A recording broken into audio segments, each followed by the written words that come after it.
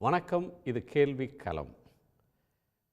வட இந்தியாவில் மிகப்பெரிய அளவில் தேர்தல் பரப்புரை என்பது சூடுபிடிக்க தொடங்கி இருக்கிறது. புதிய புதிய விஷயங்கள் பேசு பொருளாகி கொண்டே இருக்கின்றன. பிரதமர் சொல்லக்கூடிய கருத்தும் எதிர்க்கட்சிகள் முன்வைக்கக்கூடிய கருத்தும் வெவ்வேறு திசைகளில் பயணம் செய்யக்கூடிய புள்ளிகள் இருக்கின்றன. இன்று இருவரும் தொற்றுக்கக்கூடிய ஒரு புள்ளி என்பது காங்கிரஸ் உள்ளிட்ட எதிர்க்கட்சிகள் இந்த அரசை பார்த்து முன்வைக்கக்கூடிய குற்றச்சாட்டு என்று எதை சொல்வோமானால், மீண்டும் பிஜேபி ஆட்சிக்கு வந்தால் இந்தியாவில் அரசியல் அமைப்பு சட்டம் இருக்காது என்று முன்வைக்கக்கூடிய வாதம் விளிம்பு நிலை மக்களிடம் ஒரு தாக்கத்தை ஏற்படுத்தியிருக்கிறது என்று முதல் 2 கட்டங்களில் வெளியான ஆய்வுகள் தெரிவிக்கின்றன. அதன் நீட்சியாக இன்றைக்கு பிரதமர் நரேந்திர மோடி ஒரு கருத்தை சொல்லியிருக்கிறார். அரசியல் சட்டத்தை நான் பாதுகாப்பேன், என்னுடைய உயிர் இருக்கக்கூடிய வரையிலும் அரசியல் சட்டத்தை மாற்ற அனுமதிக்க மாட்டேன் என்று அவர் சூளுரைத்திருக்கிறார்.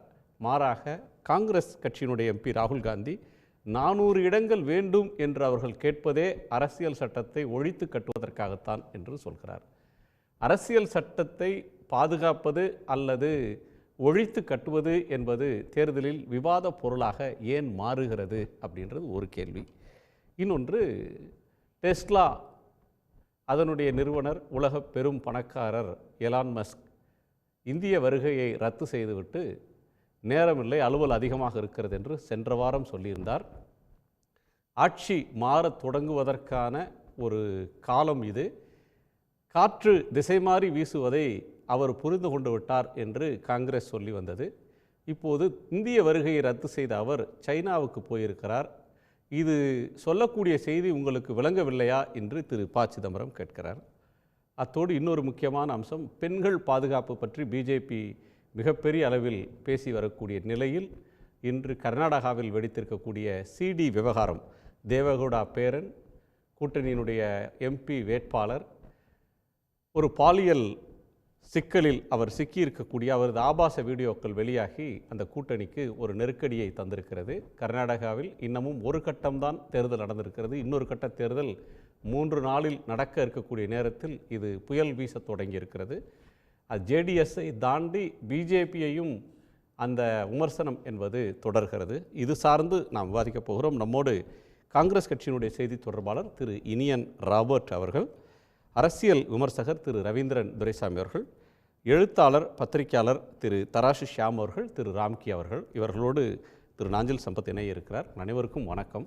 நான் திரு தராசு ஷியாம் அவர்களுடைய முதற் புள்ளியை கேட்கணும். அரசியல் சட்டத்தை பாதுகாக்கிறது, அரசியல் சட்டத்தை ஒழிச்சு கட்டுறது அப்படின்றது இதற்கு முன்னாடி எந்த தேர்தலையாவது இவ்வளவு தூரம் பேசப்பட்டிருக்கா, கவனம் பெற்றிருக்கிறதா? இதை இக்னோர் பண்ணிட்டு வந்த பிஜேபி அண்ட் பிரைம் மினிஸ்டர் இப்போ அரசியல் சட்டத்தை மாற்ற அனுமதிக்கவே மாட்டேன் உயிருள்ள வரையிலும் அப்படின்னு சவால் விடுறதும், அதன் மீது நம்பிக்கையை செலுத்துறதும், அரசியல் சட்டத்தின் மேலே நம்பிக்கையை பதிக்கிறதும் எதை காட்டுது? அரசியல் சட்டம் குறித்து இவ்வளவு பெரிய விவாதம் நடந்ததே இல்லை. நான் கிட்டத்தட்ட 1967 தேர்தல்களை பார்த்து வரேன், கல்லூரி நாட்கள்ல இருந்து. அது குறிப்பா பாராளுமன்ற தேர்தலை இவ்வளவு பெரிய விவாதம் நடந்ததில்லை. ராஜீவ்காந்தி நடுவில் இந்திரா காந்தி மரணத்திற்கு பிறகு மிகப்பெரிய மெஜாரிட்டி பெற்றிருந்தார். அவரும் கூட இந்த மாதிரியான முயற்சியில் இறங்கவில்லை. இந்த சந்தேகம் நமக்கு ஏன் எழுதுன்னா, அந்த 370 என்கிற அந்த டார்கெட் 400க்கு மேல 370 பிஜேபிக்குன்னா கிட்டத்தட்ட 2/3 அந்த 370 அடங்குது. அது போக பிஜேபி ஏற்கனவே நடந்து கொண்ட முறை, அதாவது ஆர்டிகல் 370 வச்சுதான் நான் 370 சொன்னேன்னு பிரதமர் சொல்றாரு. ஆர்டிகல் 370 மாத்தினதே அது ஒரு வகையான அரசியல் சாசன திருத்தம் தானே. அரசியல் சாசனத்துல அந்த டிங்கரிங் இது வரைக்கும் பண்ணிட்டே வராங்க. அது நல்லா தெளிவாகவே தெரியுது. ஆனால் பேசிக் ஸ்ட்ரக்சர் அதை மாத்துவாங்களோங்கிற ஐயம் இருக்கு. அப்போ நம்மளோட அடிப்படை கோட்பாடுகள் பல விஷயங்கள், உதாரணமா இன்னைக்கு சுப்பிரமணிய சாமி வழக்கு போட்டிருக்கிறாரு. அதுல அவர் செக்குலர் சோசியலிஸ்ட் இதை எடுக்கணும்னு கேட்கிறாரு. அப்போ சுப்ரீம் கோர்ட் வழக்கு என்ன முடிவு வரப்போது நமக்கு தெரியாது. ஆனா அந்த டிமாண்ட் இருக்கும்போது அது பிஜேபியோட டிமாண்டா தானே நம்ம பார்க்க வேண்டியது இருக்குது. எனவே சந்தேகம், அது தேர்தல் நேரத்தில் ஒரு இமோஷனலான விஷயங்களை தான் பேசுவாங்க. மக்களை கவர்ற விஷயம், மக்களை அச்சுறுத்துற விஷயம், உணர்ச்சியை தூண்டக்கூடிய விஷயம், இப்படித்தான் தேர்தல் நேரத்தில் பரப்புரைகள் இருக்கும். பிரதமர் போய் சொன்னார் பாருங்க, உங்களுக்கு 2 வீடு இருந்தால் ஒரு வீடு தான் உங்கள்கிட்ட இருக்கும், இன்னொரு வீட்டை காங்கிரஸ் எடுத்து கொடுத்துருவாங்க, அவங்களோட ஓட் பேங்க்கு கொடுத்துருவாங்க அப்படின்னு மறைபொருளாக முஸ்லீம்களை சொன்னார். அடுத்து தாலியை கூட பறிச்சிருவாங்க, உங்கள் பரம்பரை சொத்தெல்லாம் பறித்து வந்தேரிகளுக்கு கொடுத்துருவாங்கலாம் சொன்னார். அதெல்லாம் ஒரு பயத்தை காட்டி பீதியை கிளப்பி ஒரு பொலரைஸ் பண்ணக்கூடிய முயற்சி. கான்ஸ்டிடியூஷன் அப்படின்ற ஒன்று, அரசியல் சட்டத்தை பாதுகாக்கிறதுன்றது லார்ஜ்லி அன் அகடமிக் ஒரு விஷயம். அரசியல் சட்டத்தை எப்படி பாதுகாக்கணும், ஏன் பாதுகாக்கணும், அதில் இருக்கக்கூடிய கூறுகள் என்ன அப்படின்றதெல்லாம் கல்வியாளர்கள் அறிஞர்கள் பேசக்கூடிய ஒன்றை பாமர மக்கள் நிறைந்திருக்கக்கூடிய வாக்காளர்கள் மத்தியில் போய் பேசுகிறதும் அதுக்கு ஒரு அரசாங்கம் ரெஸ்பாண்ட் பண்ணுறதுமான இடம் எங்கேருந்து இந்த புள்ளி வருது சார்? காங்கிரஸ் கட்சி முதல்ல இந்த குற்றச்சாட்டை வைத்தது நீங்க சொன்னது மாதிரி எங்களுக்கு அந்த சந்தேகம் இருந்தது. பொதுவாக தேர்தல் என்பது உணர்ச்சி அரசியல் அடிப்படையில் இருப்பது, இவ்வளவு பெரிய ஒரு அகடமிக் டிஸ்கஷன் நடக்குமான்னு. ஆனா பிரதமர் அதுக்கு பதில் கொடுக்கும்போது அந்த அகடமிக் டிஸ்கஷன் நடந்துருச்சுன்னு தான் நான் எடுத்துக்கிறேன். பாமரர்கள் மத்தியில அரசியல் சாசனம் போய் சேர்ந்திருக்கிறதே ஒரு நல்ல விஷயம் தானே. இந்த தேர்தல் முடிவுக்கு பிறகு பாரதிய ஜனதா ஆட்சிக்கு வராது என்பதுல எனக்கு திட்டவட்டமான அபிப்பிராயம் இருக்குங்க. கிட்டத்தட்ட ஒரு 4 மாசத்துக்கு முன்னாடி இருந்தே என்னோட கால்குலேஷன்ஸ் எல்லாம் அதை பேஸ் பண்ணதுதான். நான் எதை வச்சு இதை பேஸ் பண்றேன் அப்படின்னா, பெரும்பாலான மாநிலங்கள்ல பேசப்படுகிற இந்தி மொழியில இருக்கிற சோசியல் மீடியா வச்சுதான் நான் பேசுறேன். அப்ப இந்தி மொழியில இருக்கிற சோசியல் மீடியா எதெல்லாம் நம்ம பார்த்தோம்னா எல்லாமே ஆன்டி பிஜேபியா இருக்கு. எல்லாத்துக்கும் குரோர்ஸ் கணக்குல வியூ இருக்கு. அப்போ அந்த டிமாண்ட் இல்லாம அந்த வியூ வரதுக்கான வாய்ப்பு இல்லை. இதெல்லாம் ஒரு 4 மாசத்துக்கு முன்னாடி மோடி சொல்ற ஒரு நோட்டீஸ் பண்ண வேண்டிய ஒரு அம்சமாக இருக்கு. கடந்த தேர்தலில் மிகப்பெரிய அளவில் மோடி வேவ் இருந்தது, புல்வாமா மாதிரியான உணர்ச்சிகரமான இது இருந்தது, எதிர்க்கட்சி மத்தியில் ஒற்றுமை இல்லை. இன்றைக்கு ஆர்கனைஸ்டு மீடியா அல்லது ட்ரெடிஷ்னல் மீடியான்னு சொல்லக்கூடிய செய்தித்தாள்கள், இவங்க மேகசின்ஸ், தொலைக்காட்சிகள், இவர்கள்லாம் ஒரே பக்கமாக சாய்ந்து விட்ட நிலையில் எதிர்க்கட்சிகளுக்கு ஸ்பேஸே இல்லை அப்படின்ற நேரத்தில் சோஷியல் மீடியா பூம் அப்படின்ற ஒன்று வட இந்தியாவில் இருக்குது. த்ருவரதி அப்படின்னு ஒருத்தர் பேசக்கூடிய வீடியோலாம் பார்த்தா கோடிக்கணக்கான பேர் ஒரு நாளில் பார்க்குறாங்க. அவர் புதிதாக எதையும் பேசல. தமிழ்நாட்டில் நாம் நாள்தோறும் மாலை வேலைகளில் பேசுகிற அந்த அரசியலைத்தான் அங்கே ஹிந்தியில் பேசுகிறார். ஆனால் ஹிந்தியில் பேசும்போது அது கோடிக்கணக்கானவங்களை போய் சேருது. அப்படின்னா மக்கள்கிட்ட அந்த கருத்துக்கான ஏதோ ஒரு தேவை இருக்குது. அப்படி தேவையில்லாமல் பேசினா அது நிற்காது. ஸோ அந்த ஒரு விஷயத்திலிருந்து நீங்கள் பேச வர்றீங்க. ஆனால் எஸ்சி எஸ்டி பிரிவு மக்கள் மத்தியில் கான்ஸ்டிடியூஷனை அழிச்சிருவாங்க அப்படின்னு சொன்னால் அது செக்யூலரிசம் போயிடும், பேசிக் பிரின்சிபல் போயிடும்ன்றது அப்படி மட்டும் இல்லை. மாறாக கார்கே போன்றவர்கள் பேசும்போது எஸ்சி எஸ்டி ரிசர்வேஷனே அவங்க ஒழிச்சிருவாங்க, கான்ஸ்டிடியூஷன் போயிடுச்சுன்னா இருக்கிற ரிசர்வேஷன் போயிடும், இப்படி ஒரு புரிதலும் கீழே இறங்கி இருக்கு அப்படின்னு சொல்றாங்களே சார். அதனால தான் பிரைம் மினிஸ்டர் ரெஸ்பாண்ட் பண்றாருன்றாங்க.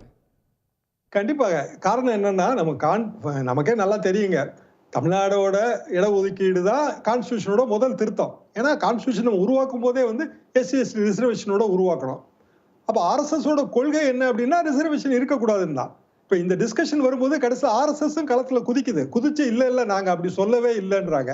ஒரு அமித்ஷாவோட போலி வீடியோ ஒண்ணு வந்ததாக கம்ப்ளைண்ட், அது ஆந்திர முதல்வர் பேர்ல அந்த கம்ப்ளைண்ட்டை ரிஜிஸ்டர் பண்ணிருக்காங்க, அவருக்கு சம்மன் இஷ்யூ பண்ணிருக்காங்க.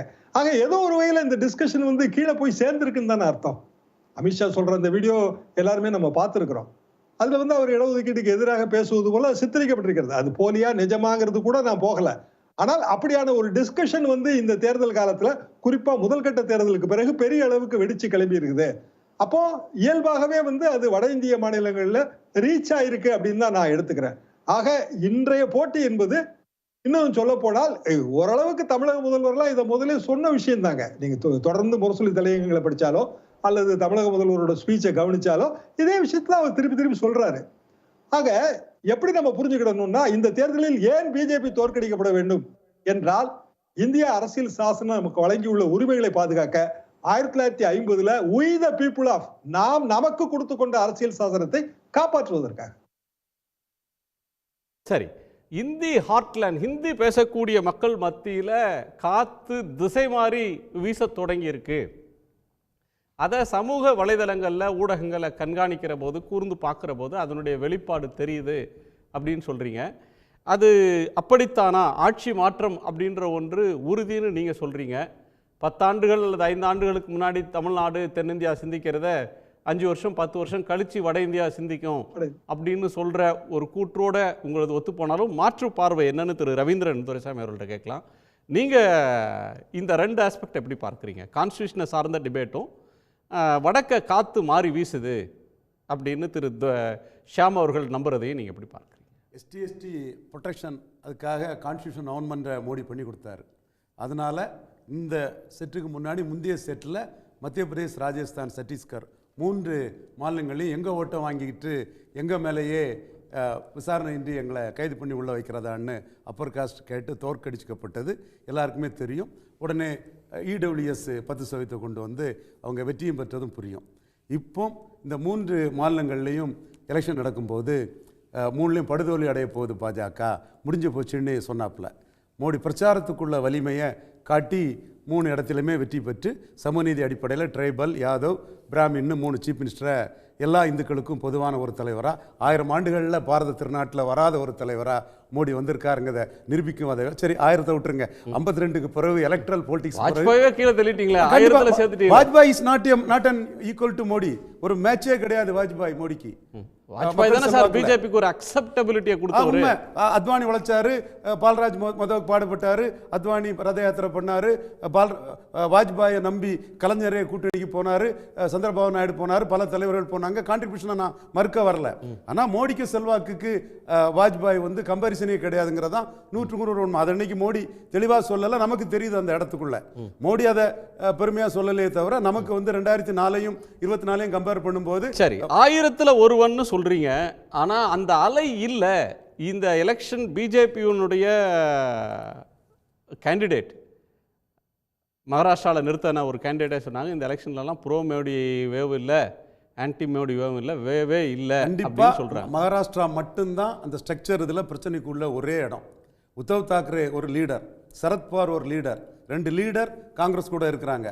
பாஜக கூட இருக்கவங்க 2 ட்ரைட்டர்ஸ் அல்லது கட் த்ரோட்ஸ் அல்லது 2 ஆர்கனைசர்ஸ், 2 பொம்மை. ஆமாம், ஆர்கனைசருங்க 2 இருக்காங்க. இந்த இடத்துக்குள்ள பிஜேபி வந்து அர்த்மெட்டிக்கலாக கீழே இருக்குது.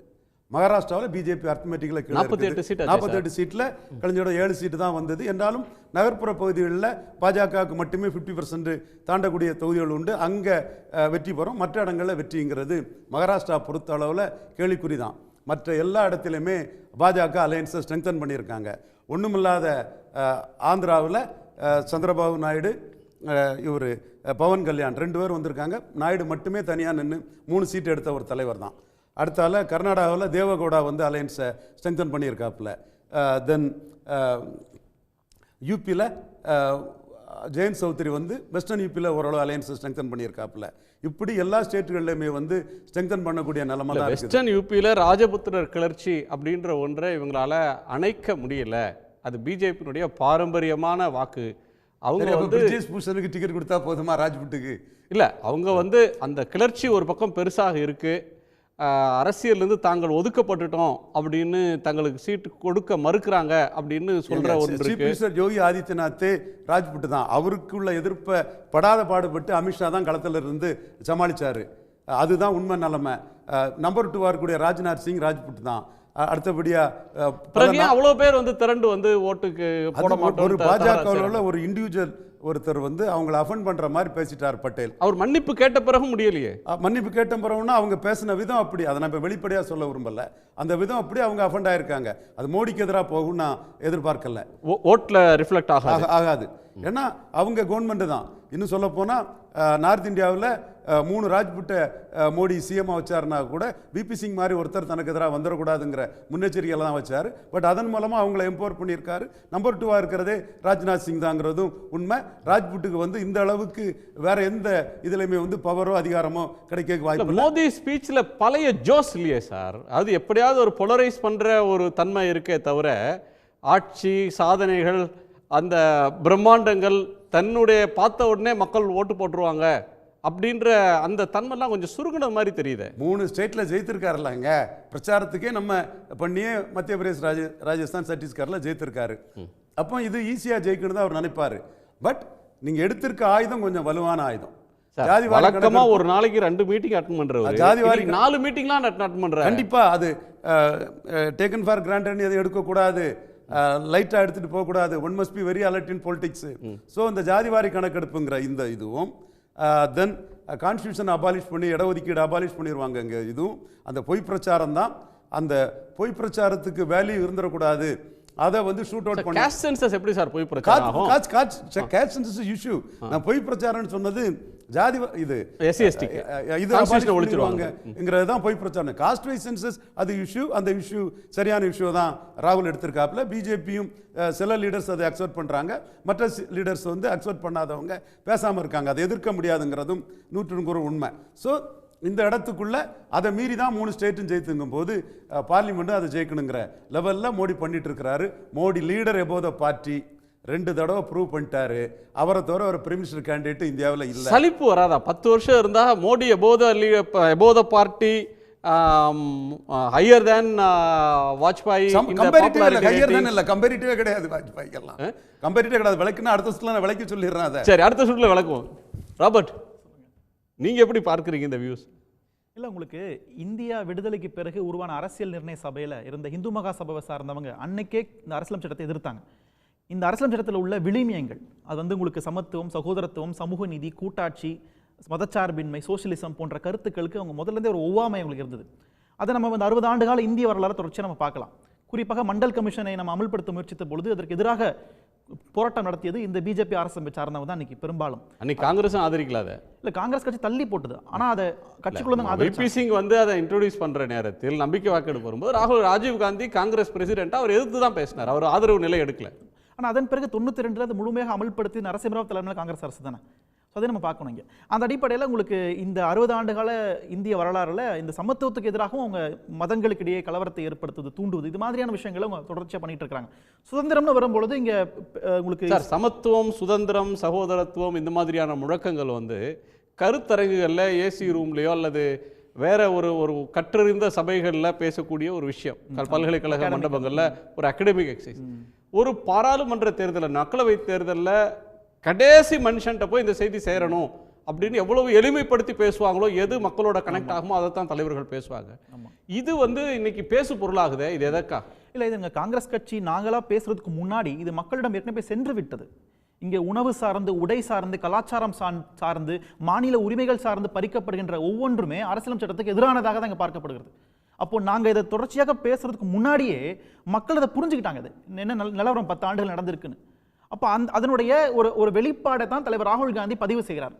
அப்போ மீண்டும் ஒரு முறை இந்தியாவில் பிஜேபி ஆட்சிக்கு வரும் என்றால், இப்போ இந்தியாவின் கூட்டாட்சிக்கு மிகப்பெரிய கேள்வி. அவங்க India that is Bharat union of states அப்படின்ற அரசியல் சட்டத்தில் உள்ள ஆர்டிகல் 1 முதல்ல அவங்க ஏற்றுப்பாங்க, பெரிய கேள்வி இருக்கு. அப்போ இந்த மாதிரியான கருத்துக்கள் நாளைக்கு ஒருவேளை மீண்டும் ஆட்சிக்கு வந்துட்டாங்கன்னா இதை அவங்க அழிக்கிறதுக்கு முயற்சி செய்வாங்க தான் நம்ம பார்க்குறோம். இப்போ சோசியலிசம், செகுலரிசம் என்ற வார்த்தையை அவங்களுக்கு வந்து உறுத்திக்கிட்டு இருக்குது. அதுக்கு பல காரணங்கள் அவங்க சொல்றாங்க. அப்போ மதச்சார்பின்மை வார்த்தை இருக்குமா நாளைக்கு பிஜேபி ஆட்சிக்கு வந்தா? சோசியலிசம் என்கிற வார்த்தை இருக்குமான்னா பெரிய கேள்வி இருக்கு. இல்லை, இன்னைக்கு நீங்க இதெல்லாம் பேசினாலும் கூட தினந்தோறும் ஒரு விஷயங்களை பிரதமர் பேசுறாரு. இந்தியா கூட்டணி ஆட்சிக்கு வந்தா 5 ஆண்டுகளில் 5 பிரைம் மினிஸ்டர் வருவாங்க அப்படின்றாரு. உங்கள்கிட்ட 2 வீடு இருந்ததுன்னா, உங்கள் சொந்த ஊரில் ஒரு வீடு, நீங்கள் ஒரு நகரத்தில் இருக்கீங்க, இங்கே வீடு இருந்ததுன்னா ஒன்றை மட்டும்தான் உங்களுக்கு இருக்கும், இன்னொன்று பறித்து கொடுத்துருவாங்க. உங்கள்கிட்ட 2 கார் இருந்ததுன்னா ஒன்றை பறித்து இன்னொன்று அவங்க ஓட் பேங்க் கொடுத்துருவாங்க. அப்படின்றதுல தொடங்கி ஏராளமான புதிய விஷயங்களுக்கு பிரைம் மினிஸ்டர் போகிறார். இல்லை, இதில் 2 விஷயம். பிசி ரிசர்வேஷனை எடுத்து, ஓபிசி ரிசர்வேஷன் எடுத்து முஸ்லீம் கொடுத்துருவாங்க அப்படிங்கிறாரு. ஏற்கனவே சென்ட்ரல் லிஸ்ட்ல ஓபிசி லிஸ்ட் இருக்கு, அதுல முஸ்லிம்ஸ் இருக்காங்க, பேக்வர்ட் முஸ்லிம்ஸ் இருக்காங்க, பேக்வர்ட் ஹிந்துஸ் இருக்காங்க. குஜராத் பிசி லிஸ்ட்லயே முஸ்லிம்ஸ் உண்டு, தமிழ்நாட்டில் பிசி லிஸ்ட்ல முஸ்லிம்ஸ் உண்டு. ஆனா அவர் புதுசா ஒன்று சொல்றாரு, குழப்பறாங்க. 2 விஷயம் இதுல பார்க்கணும். ஒரு விஷயம் என்னன்னா, உங்களுக்கு வந்து இந்த வரக்கூடிய தேர்தலில் நிச்சயமாக இந்தியா கூட்டணி வெற்றி பெற போகிற முடிவுக்கு வந்துட்டாங்க. அதனாலதான் அவங்க வந்து ஆண்டுக்கு ஒரு பிரதமர் இருப்பாரு அந்த அளவுல பேசி ஒரு கன்ஃபர்மேஷன் வந்துட்டாங்க. சோ மோடி பிரைம் மினிஸ்டர் இல்லன்றது அவங்க தெரிஞ்சு போச்சு. அப்போ இந்தியா கூட்டணி வெற்றி பெற்றா இவங்க எல்லாம் வருவாங்கன்னு அவங்களோட ப்ரெடிக்ஷனை சொல்றாங்க பாருங்க. அது நீங்க எப்படி சொல்றீங்க? அதாவது ஆட்சிக்கு வராதுன்னு ஒப்புக்கிட்டு இந்த 5 பிரைம் மினிஸ்டர்ன்ற தியரிக்கு வர்றாங்க அப்படின்றீங்க. அவங்க வந்து வாக்காளர்களை அச்சுறுத்தல் கூட சொல்லலாம்ல, ஒரு நிலையான அரசாங்கம் இருக்காது, இவங்க கூட்டணி அரசுன்னு அடிச்சுப்பாங்க. அவங்களுடைய வியூகமாக இருக்கிறது. ஆனா களத்துல அப்படி இல்ல. அது களத்துல மக்கள் வந்து இப்படிதான் பாக்குறாங்க. அப்போ இந்தியா கூட்டணி வந்தா இவங்க எல்லாம் வருவாங்க போல இருக்குன்ற மாதிரி மக்கள் புரிஞ்சுக்கிறாங்க. அதுல மகிழ்ச்சி அடைஞ்சிட்டாங்க மக்கள் நிறைய பேர். அது ஒரு இது வந்து ஓபன் அக்னாலஜ்மென்ட்ன்றீங்க, ஒரு டிஃபீட். அவங்களோட டிஃபீட் அக்னாலஜ்மென்ட் தான் நான் பார்க்கறோம். இது ஒண்ணு. ரெண்டாவது தோல்வி பயம் ஒரு காரணமா நான் பார்க்கறேன். உங்களுக்கு 2014 திரு நரேந்திர மோடி பேசும்பொழுது வளர்ச்சி, முன்னேற்றம், வேலை வாய்ப்புலாம் பேசினார். 2019 இந்தியாவினுடைய உள்நாட்டு பாதுகாப்பு, வெளியுறவு கொள்கைகள் அப்படி இப்படிலாம் நிறைய சொன்னார். ஆனால் இந்த 2024 தேர்தலில் அந்த மாதிரி பேசுறதுக்கு எதுவுமே இல்லை அவர்கிட்ட. அப்போ கடைசியாக எடுக்கக்கூடிய ஆயுதமா உங்களுக்கு மதம் தான் இருக்கு. இப்போ பிஜேபியினுடைய உண்மையான முகம் இப்பதான் வெளியில வர ஆரம்பித்திருக்கிறது. அப்போ அங்கதான் காங்கிரஸ் கட்சி என்ன நாங்க திருப்பி பேசுறோம்னா, இந்த மதவாதத்திற்கான கவுண்டர் நரேட்டிவ் என்னன்னா, நாங்க சாதிவாரி கணக்கெடுப்பு, சமூக நீதியை நாங்க பேசுறோம். அப்போ எங்களுக்கு ஒரு புரிதல் வந்திருக்குது. நீங்க சொன்னீங்க மண்டல் கமிஷன் பரிந்துரைகளை அமல்படுத்த சிக்கல் இருந்தது, நான் ஒத்துக்கிறேன். ஆனா ஒரு பரிணாம வளர்ச்சி அடிப்படையில் காங்கிரஸ் கட்சி இன்னைக்கு தீவிரமாக ஆதரிக்கிறது. அப்போ காஸ்ட் சென்சஸ்ன்றதும் அதோடைய தேவையும் அது அவசியம்ன்ற கருத்தும் கடைசி வாக்காளர் வரலையும் போய் சேர்ந்திருக்கா? அதை கொண்டு காங்கிரஸ் சேர்த்திருக்கா வாக்காளர்கள்ட்ட? இல்லை, உங்களுக்கு இது குறித்த ஒரு தேவை வட இந்தியாவில் ஒரு 30 வருஷமாவே இருக்கு. உங்களுக்கு குறிப்பாக உத்தரப்பிரதேசம், பீகார் போன்ற மாநிலங்களில் இன்றைக்கும் சமூக நீதி ஒரு தேவையாக இருக்கிறது. கட்சிகள் அப்படிதான் கட்டமைக்கப்பட்டிருக்கு. அப்போ அந்த கட்சிகள் தொடர் முழக்கமாக அது கேட்டுக்கிட்டே இருக்கிறாங்க. அது ஒரு நிமிஷம், ரவீந்திர துரைசாமி அதை வடக்க கொஞ்சம் கவனிக்கிறவர். யூபி, பீகார், ஜார்க்கண்ட், மத்திய பிரதேஷ் கோர் ஹிந்தி பெல்ட்டில் காஸ்ட் சென்சஸ், அது ஒரு மண்டல் பிரிகேட், அதுக்கு ஒரு பாரம்பரியம் இருக்குது. முலாயம், லாலு, நிதிஷ், ராம்விலாஸ் பாஸ்வான் இந்த மாதிரியான தலைவர்கள் பாலிடிக்ஸ் பண்ண ஒரு பூமி. இப்போ காங்கிரஸோட ஆர்ஜேடி இருக்குது, சமாஜ்வாதி இருக்குது, கூட சின்ன சின்ன கட்சிகள், விஐபி கட்சின்னு ஒரு கட்சிகள் கூட வச்சுருக்கிறாங்க. காஸ்ட் சென்சஸ் அப்படின்ற ஒன்று களத்தில் தாக்கத்தை ஏற்படுத்தும். காஸ்ட் சென்சஸ் ஒரு ஃபேக்டர், மல்டிபிள் ஃபேக்டர்ஸில் அதுவும் ஒன்று. பீகாரில் அந்த ஃபேக்டர் எப்படி வந்ததுன்னா, தேஜஸ்வி யாதவ் சப்போர்ட்டில் நிதிஷ் கவர்மெண்ட் இருந்தது. அப்போ யாதவர்கள் தான் அங்கே மெஜாரிட்டிங்கிறத எஸ்டாப்ளிஷ் பண்ண தேஜஸ்வி யாதவ் விரும்பினார். உடனே ஏன் சப்போர்ட் பண்ண கவர்மெண்ட் இதை எடுத்து இதை வெளிக்காட்டுங்க, நாங்கள் ஒன்றும் அபகரிக்கல, எங்களுக்கு இவ்வளோ எண்ணிக்கை இருக்குங்கிறத உலகம் தெரியட்டுங்கிறத காட்ட சொன்னார். நிதிஷ்குமார் அதை எடுத்தார். புள்ளி உரங்களும் வந்ததை நம்ம பார்த்தோம்.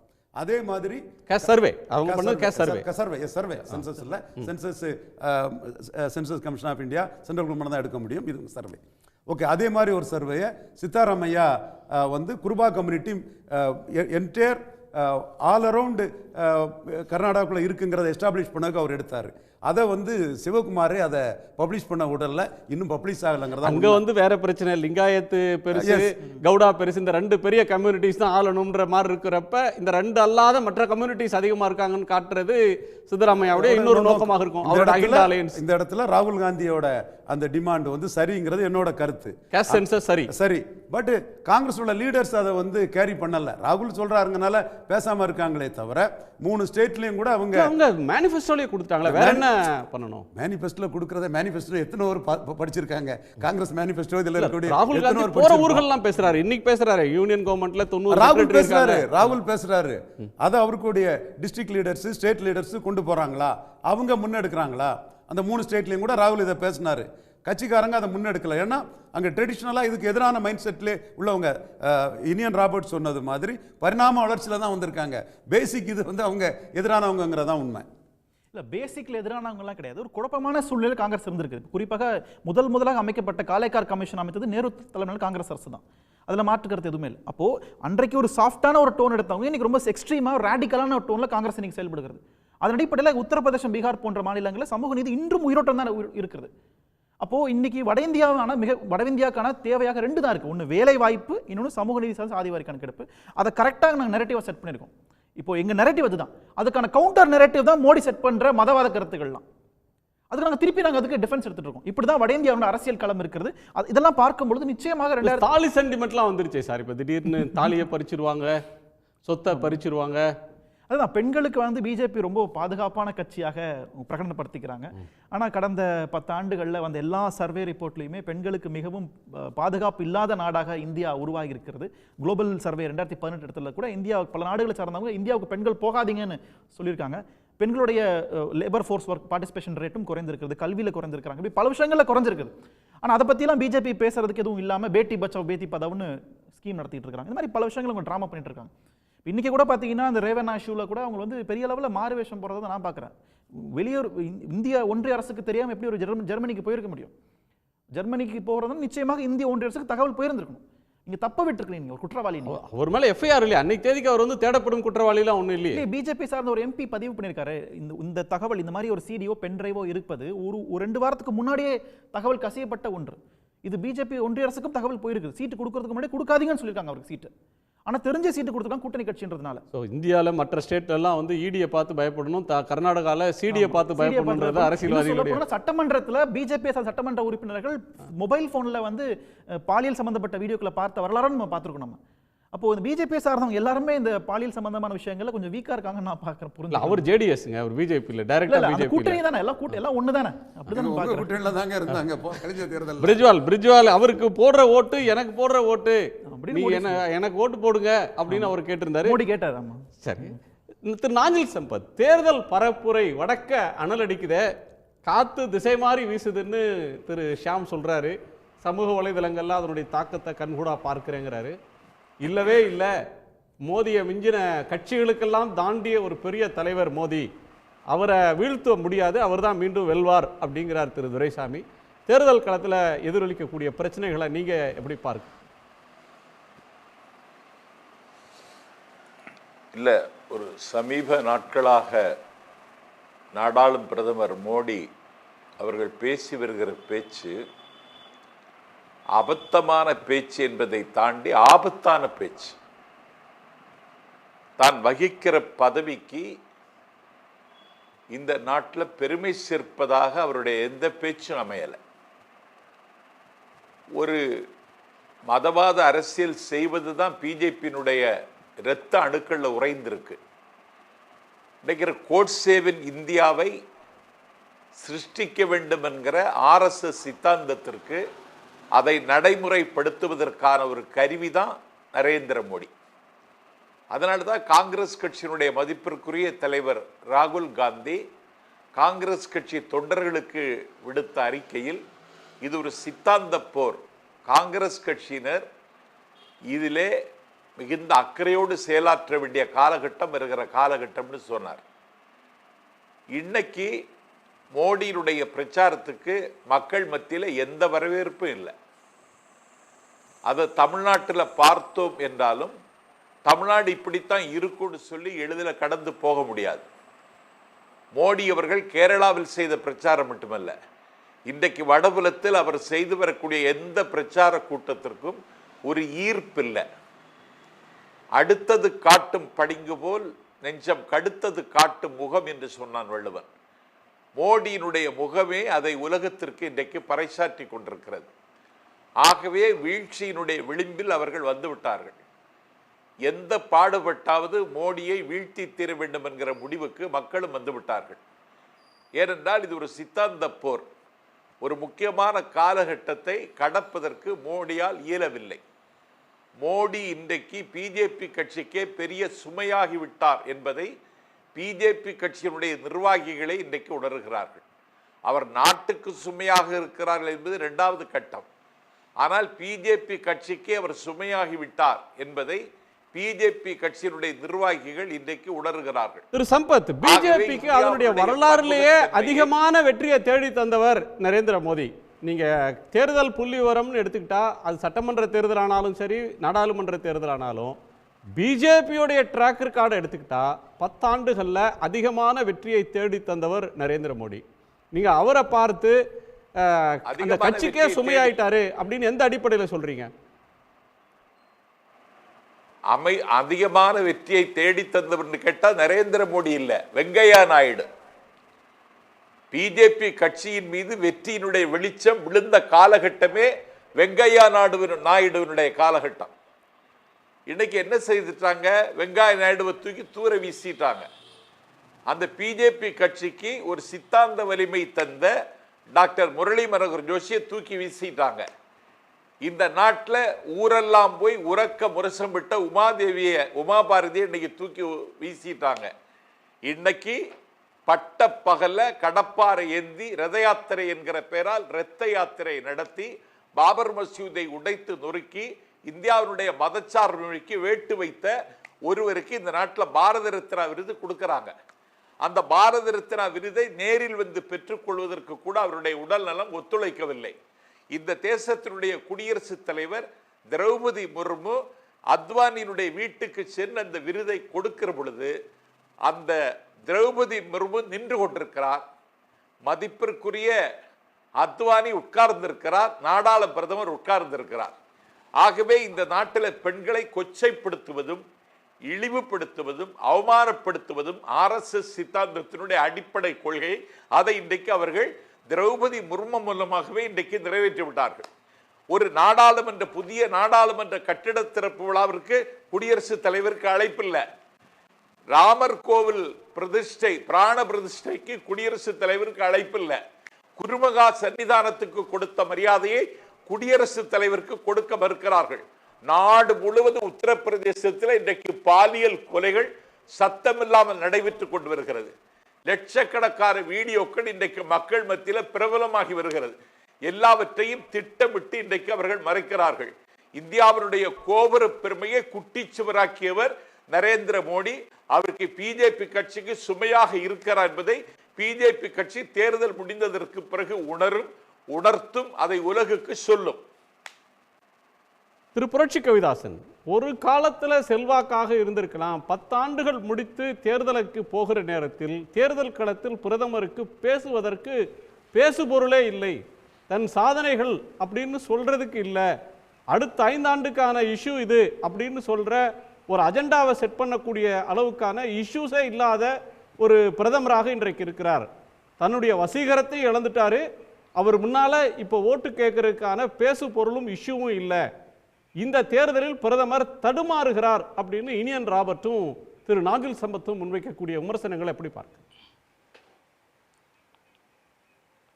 அது ஒரு விதமான மனோபாவம். அதாவது எதிரியை அவருடைய உயரத்திலிருந்து இறக்க முடியாத நிலையில், எதிரியை அவருடைய பலத்திலிருந்து குறைக்க முடியாத நிலையில், எதிரியை உயரத்திலிருந்து இறக்கியதாக அவருடைய இடத்திலிருந்து குறைத்ததாக மனப்பால் குடிக்கிற ஒரு மனோபாவம். இது அது சைக்காலஜி படித்தவங்களுக்கு தெரியும். அதாவது எதிரியை வீழ்த்த முடியல, அப்படி வீழ்த்துறது மாதிரி ஒரு கனவு காண்டு தன்னைத்தானே சமாதானப்படுத்திக் கொள்வது, இது ஒரு வகையான மனநோய். இந்த மனநோய் இவர்களுக்கு மட்டுமல்ல, எதிர்க்கட்சிகள் அத்தனை பேருக்குமே பிடித்திருக்கிறது. பாரத பிரதமர் நரேந்திர மோடிங்க பல்லாண்டு காலம் அரசியல்ல இருக்கிறாங்க. மக்களோட லட்சக்கணக்கான மக்களுடைய ஆதரவை பெற்றவங்க ஒவ்வொரு தலைவரும் மம்தா பானர்ஜியில இருந்து பினராயி விஜயன் வரையில எடுத்துக்கிட்டீங்கன்னா கேரளா டு கல்கட்டா. அதாவது நரேந்திர மோடிக்கு எதிரான குரல்கள் இந்தியாவில் மாத்திரமல்ல உலகம் முழுவதும் எழுப்பப்படுகிறது. ஒரு சர்வதேச தலைவன் உருவானால் சர்வதேச அளவில் எதிர்ப்பு இருக்கும். ஒவ்வொரு வினைக்கும் எதிர்வினை உண்டு. டார்வின் கோட்பாடு, நியூட்டன் கோட்பாடு. அதனால நியூட்டனுடைய கோட்பாடு தான் நம்ம வள்ளுவர் சொல்றாரு, முற்பகல் செய்யின் பிற்பகல் விளையும் அப்படின்னு. அதனால சர்வதேச தலைவர்னு நீங்க தான் சார் சொல்லிக்கிறீங்க, பிஜேபி தான் சொல்லுது. மாலத்தீவு நீங்க சொல்றத கேட்கல, இலங்கை இவர் சொல்றத கேட்கல, நேபாளம் கண்ட்ரோல்ல இல்ல, பூட்டான் கண்ட்ரோல்ல இல்ல, அண்டை நாடுகளோட நல்ல உறவு இல்ல. நீங்க எலான் மஸ்க் மாதிரியான ஆட்களையும் பெரிய முதலீட்டாளர்களையும் ஈர்க்க முடியல. சர்வதேச தலைவர்னு நீங்க முன்னிறுத்துற ஒன்றும் கூட இன்னொரு உளவியல் யுத்தம் தானே. இல்ல நான் சொல்லி முடிச்சிடறேன் சார், சொல்லி முடிச்சிடறேன், பிறகு நீங்க பேசுங்க, இடைமறிக்கலாம். அதாவது சிங்கள தீவினிற்கோர் பாலம் அமைப்போம் அப்படின்னு பாரதி சொன்னான். இன்னைக்கு சிங்கள நாடு தமிழ்நாட்டோடு கடல்வழி பயணத்தில் இணைந்திருக்கிறது.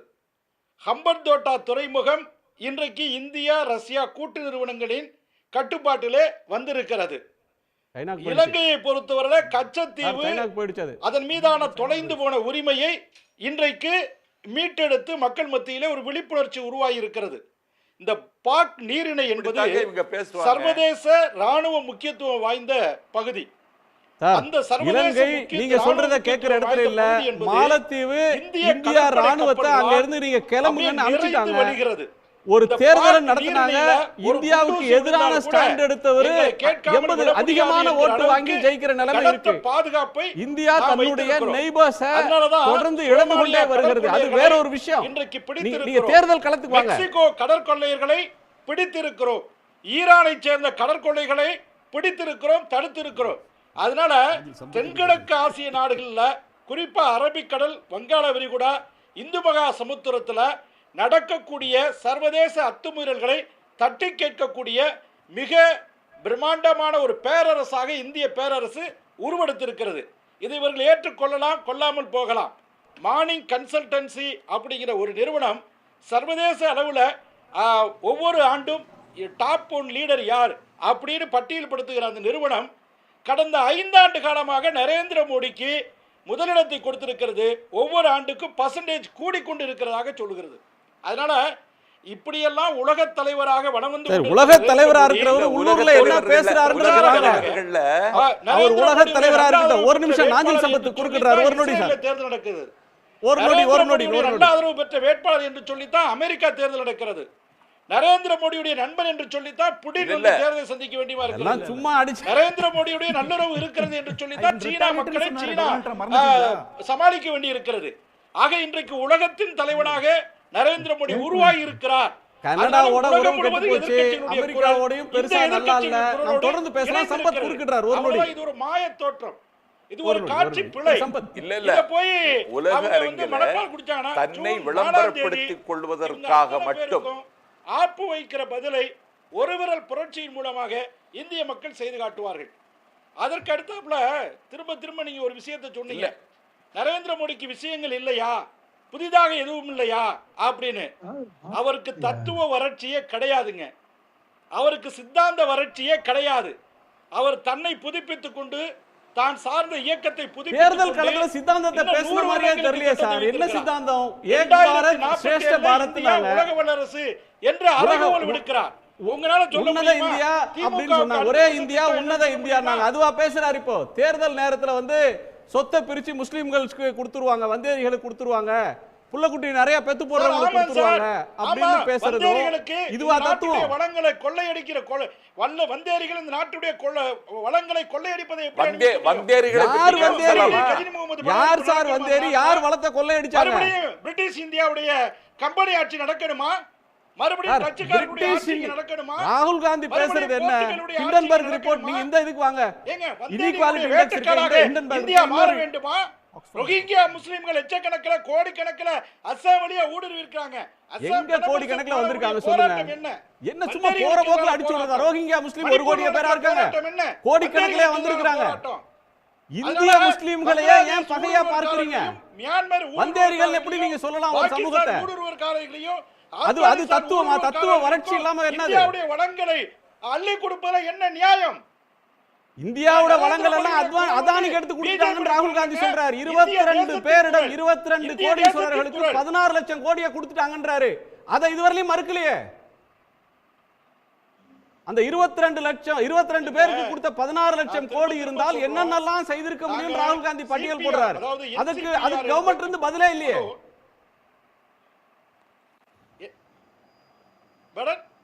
சரியா புரியல, சொல்லுங்க. அதாவது 22 உலக பணக்காரர்கள் இந்தியாவுடைய டாப் 22 பில்லியனர்ஸ்க்கு 16 லட்சம் கோடி வாரா கடனை தள்ளுபடி செய்து விட்டார்கள். அந்த 16 லட்சம் கோடி சொத்து இருந்தா ரீடிஸ்ட்ரிபியூஷனாக எம்என் ரகால கிராமப்புற வேலை உறுதி திட்டத்தில் இவ்வளவு பேர் கொடுத்திருக்க முடியும், இவ்வளவு சாலைகளை அமைத்திருக்க முடியும், இவ்வளவு வேலைகளை உருவாக்கி இருக்க முடியும்னு ராகுல் காந்தி பட்டியல் போடுறார். நீங்க அந்த பட்டியலுக்கு இவர்களால் பதில் சொல்ல முடியலையே. அந்த நீங்க வந்து இஷ்யூ எந்த இஷ்யூ பிரைம் மினிஸ்டர் இப்ப முன்வைக்கிறார்? ஒரு டிவிசிவ் இல்ல ஒரு வெறுப்பு பரப்புரை அப்படின்றது திடீர்னு மேலோங்கி நிக்குதே பிரதமர்கிட்ட. இல்லங்க, நரேந்திர மோடி கடந்த 2014ஆம் ஆண்டுல வெளிநாடுகளில் பதுக்கி வைக்கப்பட்டிருக்கிற 90 லட்சம் கோடி கருப்பு பணத்தை மீட்டு கொண்டு வந்தால் இந்தியர்கள் ஒவ்வொருடைய கணக்கிலும் 15 லட்சம் வரவு வைக்க முடியும் அப்படின்னு ஒரு சாத்தியக்கூறை கணக்கிட்டு சொன்னார். 10 ஆண்டு காலமாக இந்திய பேரரசு கம்பீரமாக உங்க கணக்குல வைக்கப்படும் சொன்னார். ஹிந்தில ஆடியோ இருக்கு, ஒரு கணக்கு காமிக்கறாங்க. ஹிந்தில ஆடியோ வீடியோ இருக்கு, அது சும்மா ஜும்லான்னு பின்னாடி சொன்னாங்க. பறிமுதல் செய்தால் இந்திய குடிமக்களுடைய வங்கி கணக்குல 16 லட்சம் வரவு வைக்க முடியும். அதாவது நரேந்திர மோடி சரி எவ்வளவு 90 லட்சம் கோடியில எவ்வளவு சார் மீட்டு வந்தார் சொல்லுங்க சார். 10 வருஷத்துல 90 லட்சம் கோடியில எவ்வளவு மீட்டு வந்தாரு, எவ்வளவு வச்சிருக்காரு சொல்லுங்க. காங்கிரஸ் ஆனா காங்கிரஸ் போல நாங்க பொய் சொல்ல மாட்டோம். காங்கிரஸ் நாங்க 2014ல 90 லட்சம் கோடி கருப்பு பணம் இருக்கு, மீட்டு வரலாம்னு சொன்னார்ல. 15 லட்சம் வைக்கிறது வைக்காம இருக்கிறது இருக்கட்டும், எத்தனை லட்சத்தை மீட்டு வந்திருக்காரு சொல்லுங்க. தான் வச்சோம். ஆனால் என்னங்க சார் 2014ல 90 லட்சம் கோடி கருப்பு பணம் இருக்கு, அதை மீட்டு வந்தால் ஒவ்வொருத்தர் கணக்குலையும் 15 லட்சம் வைக்க முடியும் அப்படின்னு சொன்னார்ன்றீங்க. வப்பம்னு சொன்னார்ன்றது இன்னொரு ஆர்குமெண்ட். சரி, அந்த ஆர்குமெண்ட் விட்டுருவோம். 90 லட்சம் கோடி கருப்பு பணத்துல எத்தனை லட்சம் கோடியை மீட்டிருக்கிறார் பிரைம் மினிஸ்டர்? அது எவ்வளவு பேருக்கு போயிருக்கு? அதை பத்தி கருப்பு பணம் பத்தி பிரைம் மினிஸ்டர் இப்ப எங்கேயாவது பேசுறாரா? அது அல்ல அது சர்வதேச சட்டதிட்டங்களுக்கு உட்பட்ட ஒரு விடயம். அந்த அடிப்படையில் நாம சுவிட்சர்லாந்தில் இருக்கக்கூடிய வங்கிகள்கிட்ட தகவல் பெறும் உரிமை சட்டத்தில் நாம கோர முடியாது. அது கான்ஃபிடென்ஷியல் பிட்வீன் பிஎம் கேர்ஸ்லயே தகவல் பெறும் உரிமை சட்டத்துல நீங்க தகவல் சொல்ல மாட்டீங்க. அப்புறம் எந்த அடிப்படையில் 90 லட்சம் கோடி பிரைம் மினிஸ்டர் சொன்னாரு? அதை ஒரு லிஸ்ட் அவுட் பண்ணி எந்த அடிப்படையில் 90 லட்சம் கோடி பிரைம் மினிஸ்டர் சொன்னாரு? அது என்ன எஃபோர்ட் எடுத்தார் 10 வருஷத்துல? பெரிய கட்சி தலைவருடைய பெயரில் சார் 90 லட்சம் கோடின்ற எண்ணிக்கை எப்படி அறைவானாரு? எங்க பதுக்கல் பணம் மீட்கப்பட்டிருக்கீங்க. இன்னைக்கு எங்க மீட்றாங்க? யார் மீட்டா? ஜப்தி செய்யப்பட்டு என்ன போய் என்ன சாக்கு பையில கட்டி கொண்டு வந்தாங்களா? என்ன ரெக்கார்ட் இருக்கு? பார்லிமென்ட்ல சொல்லிருக்காங்களா? எந்த மேடையில சொல்லிருக்காரா? இத்தனை கோடி இருந்தது நான் கப்பல்ல வந்து தூக்கிட்டு வந்தேன் எங்க சொல்லிருக்காரா? விமானத்துல கொண்டு வந்திருக்க சரக்கு விமானத்துல வந்து எங்க காட்டியிருக்காரா? எங்க இருந்து வந்திருக்கு சொல்லுங்க. எவ்வளவு வந்திருக்குன்னு சொல்லுங்க. என்ன சொல்லுங்க? சொல்லுங்க சார், நீங்க சொல்றது புரியல. ஒரு நிமிஷம் சார், ஒரு நிமிஷம். சம்பத் குறுக்கிட்டீங்க. நான் பேசிடுறேங்க. புரட்சி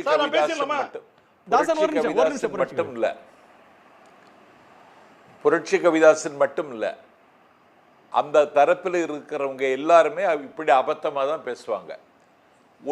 ஒரு ஏழை நாட்டினுடைய பிரதமர் தன்னை விளம்பரப்படுத்திக் கொள்வதற்கு மட்டும் 3200 கோடி ரூபாய் செலவழிச்சிருக்கார்.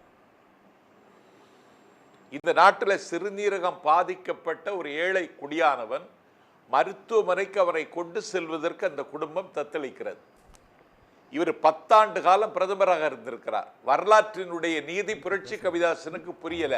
எவ்வளவு உயரத்தில் இருப்பவரையும் வரலாறு குப்பை தொட்டியில் தூக்கி வீசும்.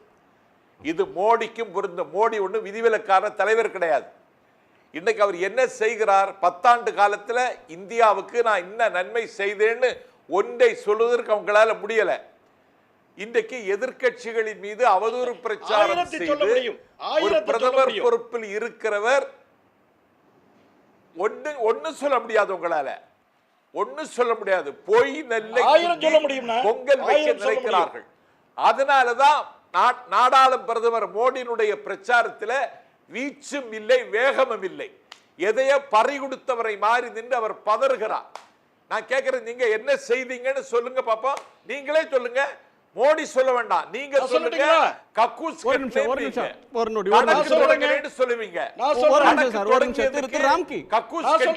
தேர்தல் பரப்புரையிலிருந்து எங்கெங்கயோ நம்ம டிவியேட் ஆகி போயிட்டு இருக்கோம். திரு ராம்கியோட கோணத்தை கேட்டலாம். திரு ராம்கி,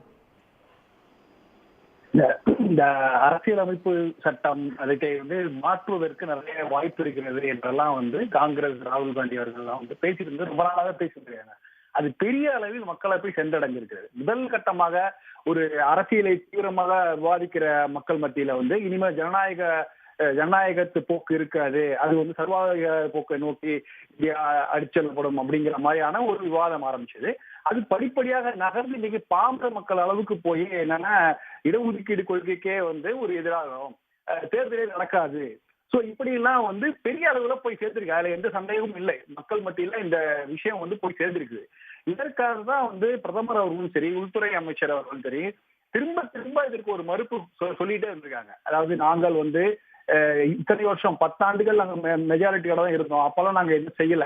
சோ நாங்க நினைத்தா செய்திருக்கலாமா, நாங்க இது போலும் செய்ய போவதில்லை. இரண்டாவது இடஒதுக்கீடு கொள்கையெல்லாம் நாங்க அதை நாங்கள் எதையும் மாற்ற மாட்டோம், அதை மாற்றவும் விட மாட்டோம் இப்படிலாம் உள்துறை அமைச்சரும் சொல்லியிருக்காரு. சோ தொடர்ந்து பாஜக தரப்புல இருந்து தொடர்ந்து அதை டிஃபெண்ட் பண்ற மாதிரியான கருத்துகள் வைத்துட்டு தான் இருக்காங்க. ரெண்டாவது, அவங்க பாஜக திரும்ப ஆட்சிக்கு 400 இடங்களில் வெற்றி பெற்றுதான் இதெல்லாம் செய்யணும்ன்றதால 270 280 இடங்களை பெற்று திரும்ப ஆட்சிக்கு வந்தாலும் கூட இதுக்கெல்லாம் வாய்ப்பு இருக்குங்கிறது. அது நம்ம சீட் கணக்கு பத்தி இல்ல, ஒரு அடுத்த முறை ஆட்சிக்கு வந்தா அவங்க ஒரு பல மாற்றங்களை செய்யறதுக்கான வாய்ப்புகள் இருக்கு. யூனிஃபார்ம் சிவில் கோட்ல நாங்க அமல்படுத்த உறுதியாக இருக்கிறோம் என்பதை பல தடங்கள் சொல்லியிருக்காங்க. சிஏ எல்லாம் அமல்படுத்த போறதெல்லாம் உறுதியா சொல்லியிருக்காங்க. பட் இது என்னன்னா, இந்த கருத்து போதுமான அளவு மக்களை போய் சென்றடைந்து விட்டது.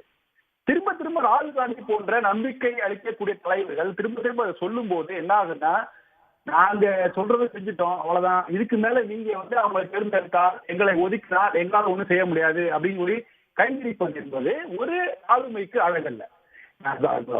தேர்தலில் வந்து வெற்றி தோல்வி என்பதெல்லாம் இல்ல சார், ஒரு அபாயம் அப்படின்னு எச்சரிக்கிறது அவங்களுக்கு அழகு இல்லையா? அவங்களுக்கு ஒரு எதிர்க்கட்சியோட கடமை இல்லையா?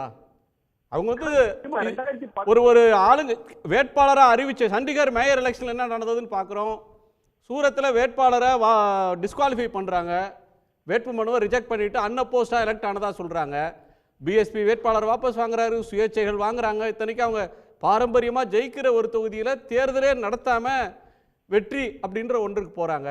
இன்னைக்கு இண்டோர் மத்திய பிரதேசத்தில் ஒரு காங்கிரஸ் வேட்பாளர் போய் பிஜேபியில் வேட்புமனுவை வாபஸ் வாங்குற கடைசி நாளில் வாபஸ் வாங்கிட்டு போய் சேர்றாரு. இதுக்கு முன்னாடி இந்திய அரசியலில் எத்தனையோ தேர்தல்களில் பார்த்துருக்குறோம். இப்படி குறுக்கு வழிகள் அப்படின்ற ஒன்றை பார்க்கலையே. இந்த மாதிரி இருக்கிற நேரத்தில் அவங்க எச்சரிக்கை தானே செய்வாங்க. அது எப்படி ஒரு அழகற்ற தன்மைன்ற முடிவுக்கு வர்றீங்க? நீங்க இங்க 2019 தேர்தல் முடிவுக்கு அப்புறம் அந்த உடனடியான அறிவிப்பு ராகுல் காந்தியிடம் வந்தது. நான் அவர் வந்து எதிர்கட்சி தலைவர் பதவியில இருந்து விலகினார், நான் வந்து இந்த தலைமை பொறுப்பில் விலகினார். அந்த போக்கு இன்று வரை நீடிக்கிறது. அவரால் ஒரு ஒரு ரெஸ்பான்ஸ் எடுப்பதற்கு ஏதோ தயங்குகிறார். அதற்கு பல்வேறு காரணங்கள் இருக்கலாம். ஆனா மக்கள் மத்தியில என்ன ஒரு இமேஜ் இருக்குன்னு நம்ம பார்க்கணும்.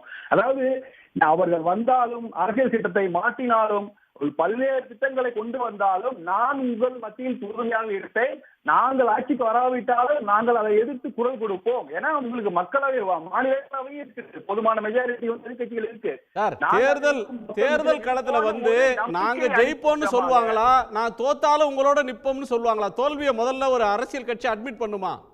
அப்படி பண்றது தேர்தல் களத்துல ஒரு சுயேட்சை கூட ஜெயிப்போன்ற இடத்துல தான் சார் போய் நிப்பாங்க.